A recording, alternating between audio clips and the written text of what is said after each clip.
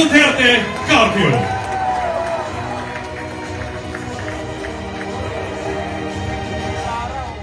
Assalamualaikum warahmatullahi wabarakatuh.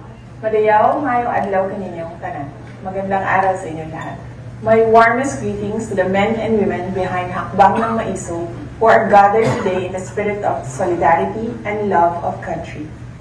Let me thank you for your commendable display of unity in tirelessly rallying for genuine transformation, underscored by our shared democratic principles and deep regard for the welfare of our kababayan.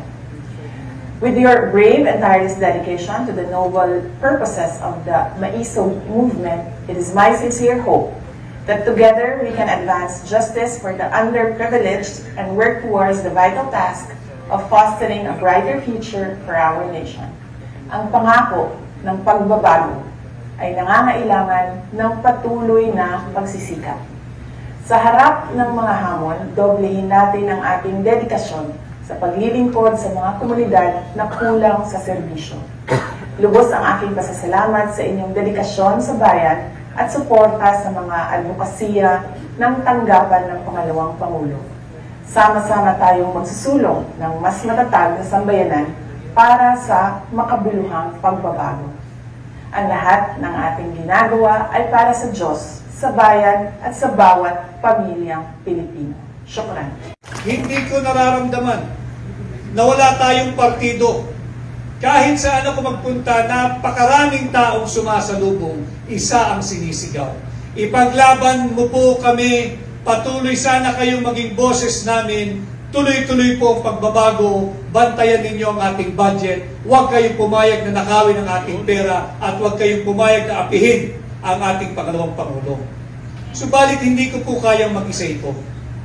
Kinakailangan ko po kayo. Kinakailangan ko ang tulong ninyo, kinakailangan ko ang suporta ninyo. And I know tonight, I do not have to even ask for it. You have given me your support even before this night came about. Nararamdaman ko yung inyong tulong, yung inyong tiwala, yung inyong suporta. At ito rin po ang aking inspirasyon. Sinabi ko ho sa aking core group, salamat kay Manong Jun Evasco, tinanggap na maging campaign manager. Salamat sa aking mga kasama. Alam ho nila, kahit si Yusek Pen Blibres, nakakaramdam din po ako ng pagod katulad ninyo. Subalit sinabi ko sa kanila, wala akong karapatang magsalitang pagod ako, hindi ako lalabas, hindi tayo iikot. Sapagkat nakikita ko sa lahat ng panig ng Pilipinas, napakaraming volunteers na kumikilos para sa ating kampanya. At hindi ko po kayo bibiguin.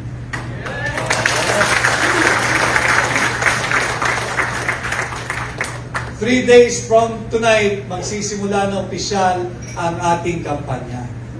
Malayo na po at malaki na rin ang ating na-cover na lugar. Marami na rin po tayo nagawa at marami na rin po ang ating mga nakasama at higit na lumalaki ang ating samahan. Subalit, wala pa po tayong naipapanalo. Ang naipapanalo natin ay yung puso at damdamin ng mga Pilipino ay naniniwala na panahon na maglagay kayo ng bago sa Senado. At sa tulong po ninyo, makakapaghatid po kayo ng bago sa Senado ngayong 2025 pagpatuloy tayong magkaisa.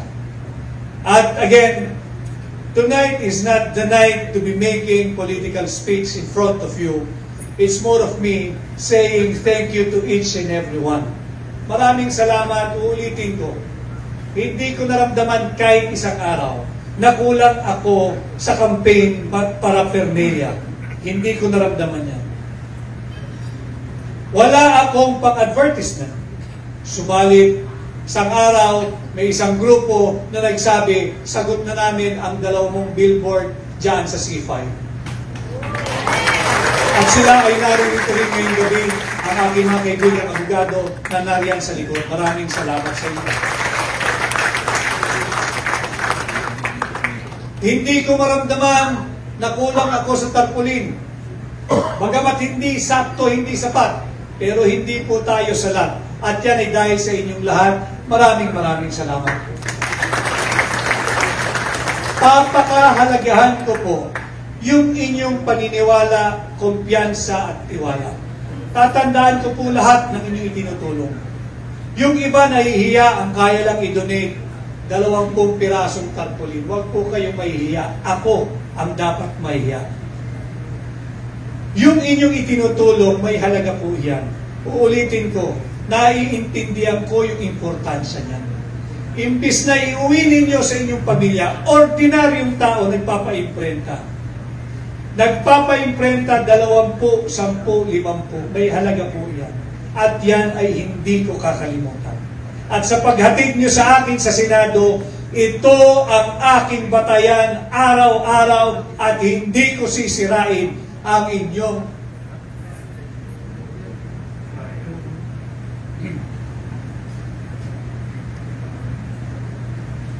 hindi ko sisirain ang inyong mga tiwala.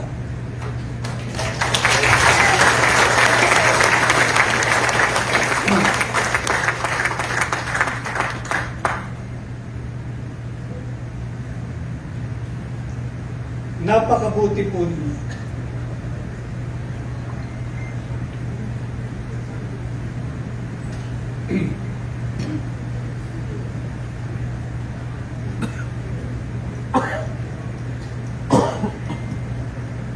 Katulad doon ng aking sinabi, itong aking kinakatayuan ngayong gabi, hindi ho akin ito. Kung tinanggap ni Pangulong Duterte, siya ang naririto. Kung tinanggap ni Mayor Baste Duterte, siya ang ating kandidato para senador. Subalit, ganun po talaga ang tadhana, ganun po talaga ang buhay. Ako'y naririto. Hindi ko sasayangin ang inyong tiwala.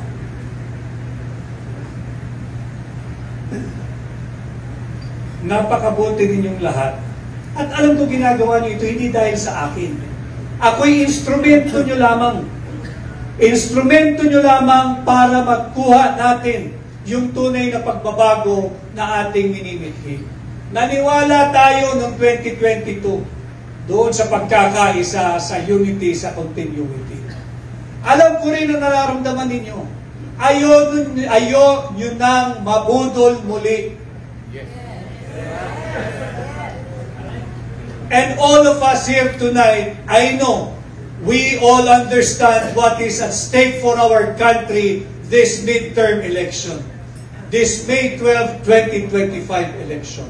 Huwag nating sayangin. Pagtulungan natin, tayo'y patuloy na magkaisa. At sisikapin kong gampanan lahat ng inyong iuutos o ipagagawa sa akin sa kampanyang ito. Napapagod ako, subalit wala akong karapatang mapagod hanggat nakikita ko kayong kumikilos, gumagalaw, nagbubuo at patuloy na umiikot sa buong bansa. Gagawin ko rin po yan at tatapatan ko ng aking sipag at kakayahan ang inyong tiwala, kumpiyansa at paniniwala. At ngayong gabi, tanggapin po muli ninyo ang aking pasasalamat. Yung iba, ngayon ko lang din nakilala, subalit nagpunta ngayong gabi, handa ang pagbibigay ng kanilang suporta.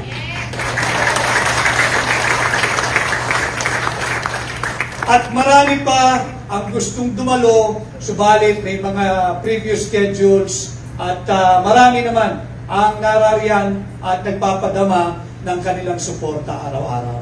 So muli ho, alam kong hindi pa ito ang panahon na tayo nagbibigay ng mga political speeches. I'd just like to take this evening, take this opportunity again to thank each and every one of you. Not money, most especially for your time. Ang daming volunteers. Ang daming volunteers. And it's been a while na nakakita ako ng People's Campaign. At ito nagaganap dito sa Hakbang ng Maisog, ang isang People's Campaign. Sa ating mga miyembro ng new media, yung ating mga social media vloggers, maraming salamat sa inyo. Alam naman ninyo na allergic sa atin ang traditional media at ayaw tayong iniimbita at maging guest nila. Paminsan-minsan, nakakalusot, kaya pinagbubuti natin yung ating paglabas sa kanila. Subalit kung wala ang social media, higit po tayong mahihirapang magpakilala sa lahat ng panig ng Pilipinas. Kanya sa inyo, ating mga social media vloggers doon sa tinatawag nating new media, maraming salamat. Wala man po tayong pang-advertisement, pero narariyan kayo, lagi kayong kasama, lagi kayong nagbibigay daan at nagbibigay espasyo para sa akin, kaya tayo patuloy nakikilala sa iba't ibang panig ng ating bansa. Maraming salamat. At siyempre, ang aking pamilya, ang aking may bahay na naririto, allergic ito sa politika. Alam mo ninyo, nung ako'y nanliligaw sa kanya bago kami magpakasal, meron siyang hiningi isang kondisyon. Eh siyempre, gusto mong mapakasawa, papangako mo lahat. Pero hindi marami, isa lang talaga hiningi. Ang sabi niya, okay, abogado ka, may sarili ka ng mundo, meron ka sariling practice, isa lang ang hihingin ko. Oo, ako. Pagsabi ka, ibibigay ko. Wag na wag ka lang papasok sa politika.